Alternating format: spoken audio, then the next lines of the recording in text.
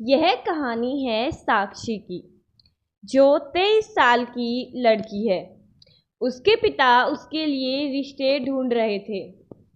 तो एक दिन उसके पिता बहुत खुश होकर घर को आए। साक्षी की माँ ने पूछा, क्या हुआ जी, क्या बात है, आज कुछ ज़्यादा ही खुश लग रहे हो।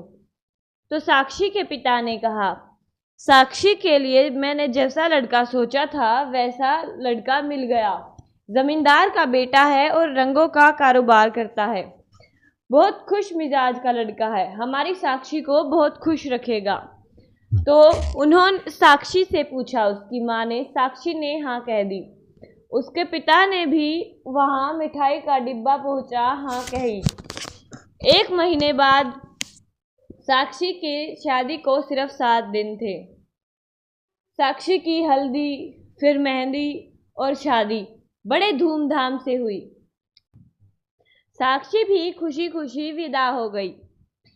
अब साक्षी के पिता को उसकी जरा सी भी चिंता नहीं थी, क्योंकि उसे जमींदार पर पूरा भरोसा था, अच्छा मित्र था। जमींदार का बेटा उसकी बेटी को खुश ही रखेगा, ऐसा बिल्कुल सही था। साक्षी वहां पर बिल्कुल खुश थी। करीबन 1 महीने बाद साक्षी को उसका पति अपनी दुकान पर ले गया। उसने कहा, मैं बहुत दिनों से सोच रहा था तुम्हें दुकान दिखाने के लिए। उसने कहा, अच्छा किया, मुझे भी बड़ी इच्छा थी आपकी दुकान देखने की। वह दोनों दुकान पर बैठे थे। उसकी रंगों की दुकान थी, जो किसी भी कपड़े को अच्छा, नया, चमकदार और सुंदर बना सकते थे। उसके रंग भी बहुत सुंदर और अच्छी क्वालिटी के होते थे, जो जल्दी से नहीं जाते थे और लोग बहुत खुश रहते थे। गांव के सभी लोग वहीं से रंग लेकर जाया करते थे। कुछ दिनों बाद साक्षी अपने घर को गई। एक दिन साक्षी के पति की दुकान पर एक फकीर आ गया। उसने उसे एक गुलाबी रंग की साड़ी दी और कहा, बेटा तुम इसे अपने पास ही रख लो। एक समय ऐसा आएगा जब तुम देख नहीं पाओगे और तुम इस साड़ी में अपनी बीवी को अपनी मन की आंखों से देखना। लेकिन याद रहे, यह साड़ी सबसे पहले कुल देवी को समर्पित की जाए। उसके बाद पूजा के बाद ही तुम्हारी बीवी इस साड़ी को धारण करे। उसने वह साड़ी ले ली और बाबा को अच्छा खाना दे दिया। फकीर बहुत खुश हुआ और वहां से चला गया। लेकिन साक्षी के पति को यह बात कुछ भा नहीं रही थी कि एक समय ऐसा आएगा जब वो देख ना पाएगा। उसने सोचा, फकीर ऐसे ही कुछ कह रहा है। वह वहां से उस साड़ी को रखकर चला गया और सोचा कि जब उसकी बीवी आएगी तो वह उसकी पूजा हेतु कुल देवी के पास जाएंगे। लेकिन तब साक्षी आई तो उसे उस बात के बारे में कुछ याद नहीं था। कुछ दिनों बाद साक्षी घर का काम कर रही थी तो गांव का एक लड़का साक्षी को बुलाते हुए आया। भाभी भाभी जल्दी आइए। उसने कहा, क्या हुआ? वह लड़का रोने लगा और कहने लगा, भैया, और कुछ नहीं कहा और कहने लगा, आप जल्दी आओ। दोनों भागते भागते वहां पहुंचे। उसने देखा कि उनकी दुकान में आग लग चुकी है और उसका पति नीचे बेहोश पड़ा है। उसके पास एक बूढ़ा व्यक्ति बैठा था, जो कहने लगा कि मैं तुम्हारी दुकान पर आया था। जैसे हम दोनों बैठे तो दुकान में सबसे पहले हलचल होने लगी। उसने एक बटन ऑन किया तो ब्लास्ट हो गया और पूरी दुकान में आग लग गई, जिसकी मैं बाहर होने के कारण बच गया। लेकिन यह आग की लपट में आ गया और बेहोश हो गया। फिर उन्होंने उसके ऊपर पानी डाला और वह होश में आ गया।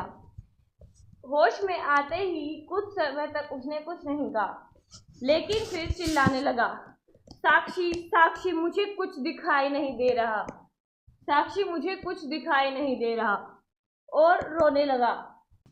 तब साक्षी और वह बूढ़ा व्यक्ति उसे डॉक्टर के पास लेकर गया।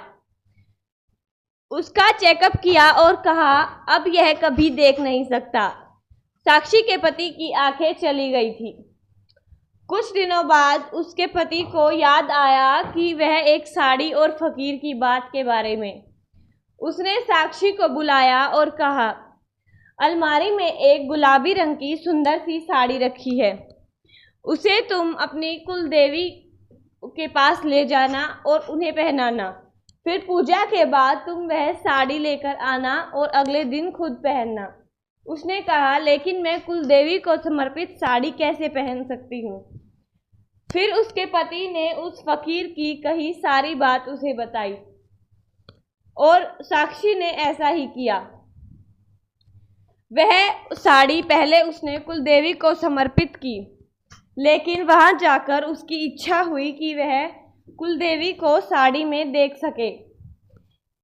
फिर वह अपने घर आ गई। उस रात साक्षी के पति के सपने में साक्षी ने वही गुलाबी रंग की सुंदर साड़ी पहन रखी थी, जिसे वह देख सकता था और बहुत सुंदर लग रही थी। उसका सपना टूट गया और सुबह सुबह उसने साक्षी को अपने सपने के बारे में सारी बात बताई और कहा, फकीर की बात सच हो गई। पहले तो मेरी आंखें चली गई और आज मैंने सपने में तुम्हें उस गुलाबी रंग की सुंदर साड़ी में देखा। तुम उसमें बहुत सुंदर लग रही थी। उसने कहा कि उस सपने में तुमने कहा कि अगर इस साड़ी को जो भी छूकर अपना मन पसंदीदा रंग चुनेगा तो जिस चीज़ का भी वह रंग चुनेगा वह वैसा ही हो जाएगा। अब साक्षी ने और उसके पति ने जहां उनकी पहले दुकान थी उसी के बाहर एक स्टॉल लगा लिया, रंगों की दुनिया। अब जो भी व्यक्ति जिस रंग को चाहता था वह साड़ी को छूकर बिल्कुल वैसा ही रंग पाता था। ऐसे ही उनकी दुकान पर बहुत भीड़ लगने लगी, लेकिन साक्षी और उसके पति ने इसका एक भी रुपया किसी से भी नहीं लिया। वह सबको खुश देखना चाहता था और उसका सपना भी पूरा हो गया।